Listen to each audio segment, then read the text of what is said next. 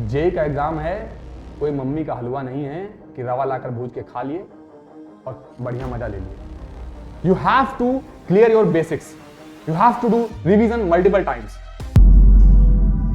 अक्सर आपने देखा होगा कि कुछ बच्चे ऐसे होते हैं जो कम मेहनत करते हैं पर उनका आउटपुट बहुत ज्यादा आता है, और आप ज्यादा मेहनत करते हो पर आपका आउटपुट कम आता है उनके कंपैरिजन में। ऐसा क्यों होता है? आज मैं इसी के पीछे कहानी आपको बताऊंगा, और कहानी खत्म होते होते आप समझ जाएंगे कि क्या स्ट्रेटजी होती है जो अपनाने से आउटपुट अच्छा आता है, या मैं क्या गलतियां कर रहा हूं जो मुझे नहीं करना चाहिए जिससे मेरा आउटपुट और अच्छा आएगा। दो तरीके के बच्चे होते हैं हमारी सोसाइटी में। एक बच्चा होता है जो स्मार्ट वर्क करता है, और दूसरा बच्चा जो होता है जो हार्ड वर्क करता है। इन्हीं दोनों बच्चों के बीच में रिजल्ट आपका निकलता है, चाहे वो अच्छा रिजल्ट हो चाहे वो बुरा रिजल्ट हो। सपोज दैट मैं आपको एक कहानी सुनाता हूं। हमारी सोसाइटी में मान लीजिए कि दो बच्चे हैं, एक बच्चा है शर्मा जी का और एक बच्चा है दुबे जी का। ये दोनों बच्चे हैं, दोनों ने एक एग्जाम फॉर्म भरा जेई मेंस का, और दोनों के पास करीबन 6 से 8 महीने का टाइम। दोनों अगल बगल रहते हैं, दोनों एक ही स्कूल से पास आउट हैं। शर्मा जी का बच्चा और दुबे जी का बच्चा दोनों तैयारी में लग जाते हैं, जैसे आमतौर से बच्चे लगते हैं। तैयारी में लगना अच्छी बात है, और फिर आउटपुट निकालना और भी अच्छी बात है, सिलेक्शन पाना और भी अच्छी बात है। बट आपने कभी एक्सपीरियंस किया होगा, और लोग एक्सपीरियंस करते भी हैं, कि तैयारी करते टाइम बहुत कुछ होता है हमारे साथ। डीमोटिवेशन, लेजीनेस, प्रोक्रास्टिनेशन, बहुत दुनिया भर की चीजें होती हैं। तो जैसे लेजीनेस और लो मोटिवेशन, शुरुआत में आप फॉर्म भरते हो, एकदम एक्साइटेड रहते हो, सिलेबस देखते हो और फिर सोचते हो कि मैं फोड़ दूंगा, एकदम दुनिया आसमान एक कर दूंगा। लेजीनेस आता है, हमें लो मोटिवेशन आता है। हम धीरे धीरे जैसे जैसे हमारा गोल नजदीक आता है, हम धीरे धीरे लो मोटिवेट होते जाते हैं। दूसरा क्या होता है, सोशल मीडिया के एडिक्ट हो जाते हैं।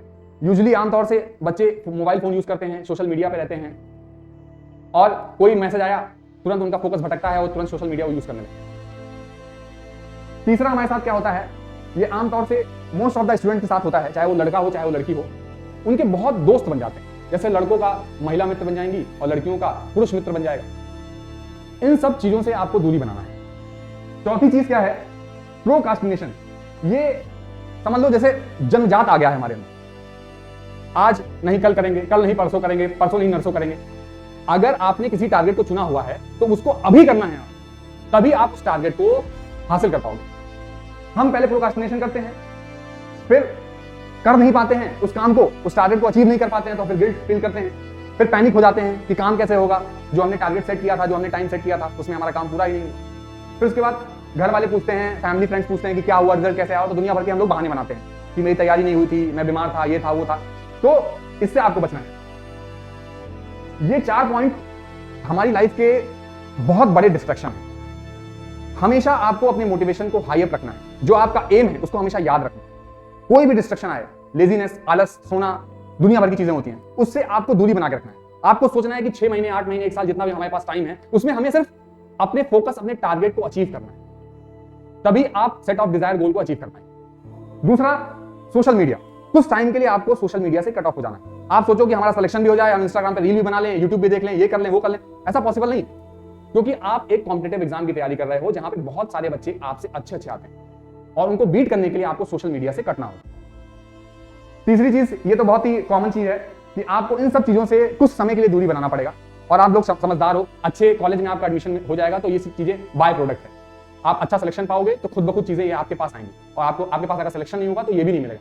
ये कुछ टाइम का एक अट्रैक्शन होता है, उसके बाद सब बेकार की चीजें हैं। तो इन सब चीजों से आप दूरी बनाने की कोशिश करिए जब तक आपका तैयारी का समय। और प्रोक्रास्टिनेशन बिल्कुल अपने अंदर से हटाइए। जैसा मैंने बताया आपको, प्रोक्रास्टिनेशन एक बहुत ही खराब बीमारी है जो हम लोग एक्सक्यूज करते हैं, लेकिन समझते नहीं है कि कितनी खराब बीमारी है हमारे लिए, जो हमारे गोल को अचीव करने से हमें रोकती है। अब देखिए, हार्ड वर्क करने का क्या तरीका होता है। एक बच्चा जो दुबे जी का बच्चा है, ये दुबे जी का जो बच्चा है, ये हार्ड वर्क अपनाता है। जैसा मैंने आपको कहानी में बताया था, ये बच्चा दुबे जी का है और ये हार्ड वर्क अपनाता है। सिलेबस देखता है, क्या सिलेबस है जेई का, फिर क्या एग्जाम पैटर्न है, कितने क्वेश्चन आते हैं, क्या क्या सब्जेक्ट्स पूछे जाते हैं, फिर अपने बेसिक्स को क्लियर करता है। उसके पास 6 से 8 महीने का टाइम होता है, उसमें अपने 4 महीने 5 महीने अपने बेसिक्स को क्लियर करता है, जो भी बेसिक्स हैं। फिर प्रीवियस ईयर के क्वेश्चन देखता है कि उन बेसिक्स पे क्या क्वेश्चन आए हैं, और फिर मॉक टेस्ट लगाता है। मॉक टेस्ट लगाता है, अपने आप को एनालाइज करता है कि कितना उसका तैयार हुआ है, कितने बेसिक्स उसके क्लियर हो गए हैं, और साइड बाय साइड रिवीजन भी करता रहता है। रिवीजन करने से क्या होता है कि जो पुराना टॉपिक जो आपने पहले पढ़ा हुआ है वो आपको याद होता रहेगा। ये तो दुबे जी का बच्चा करता रहता है 6 से 8 महीने जो उसका टाइम पीरियड होता है। फिर स्मार्ट वर्क, जो जैसा मैंने बात की, स्मार्ट वर्क करता है हमारा शर्मा जी का बच्चा।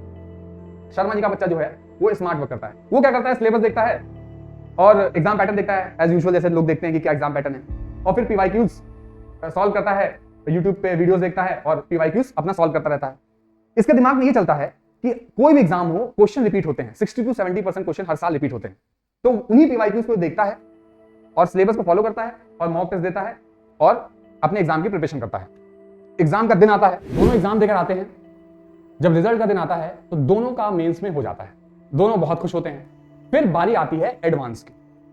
एडवांस का एग्जाम होता है और जब एडवांस का रिजल्ट आता है तो जैसा कि हमें लग रहा होगा कि जो स्मार्ट वर्क किया होगा रिजल्ट उसी का आएगा। आप लोग सोच रहे होंगे शर्मा जी का बच्चा निकाल लिया होगा एग्जाम। बिल्कुल नहीं, शर्मा जी के बच्चे ने एग्जाम एडवांस का नहीं निकाला, वो फेल हो जाता है। एग्जाम निकलता किसका है, दुबे जी का बच्चे का निकलता है, जो हार्ड वर्क किया होता है। आपको मैं बताता हूं, स्मार्ट वर्क, स्मार्ट वर्क नाम की दुनिया में कोई भी चीज नहीं होती। स्मार्ट वर्क होता क्या, स्मार्ट वर्क हार्ड वर्क से ही आता है।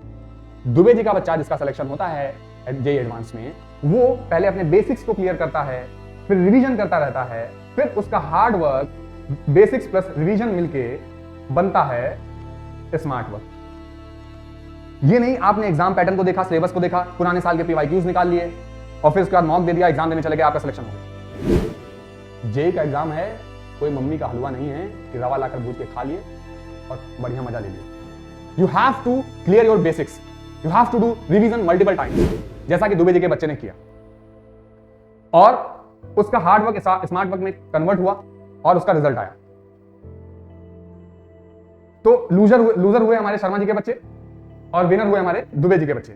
तो आपको डिसाइड करना है कि आपको बनना क्या है, आपको शर्मा जी का बच्चा बनना है कि आपको दुबे जी का बच्चा बनना। कंक्लूजन में आते हैं तो हमें इस कहानी से यह पता चलता है कि लोग बोलते रहते हैं आप स्मार्ट वर्क करिए, स्मार्ट वर्क करिए, स्मार्ट वर्क नाम की कोई भी चीज नहीं होती है। स्मार्ट वर्क तभी आप अपने अंदर ला पाएंगे जब आपने पास्ट में हार्ड वर्क किया हो।